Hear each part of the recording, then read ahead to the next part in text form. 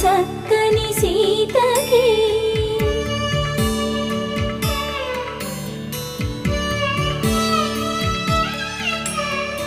ఎర్ర జాబిలి చేయి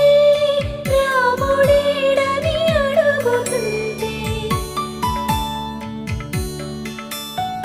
చూడలేదని పెదవి చెప్పలేమని కనులు చెప్పే నల్ల పూసై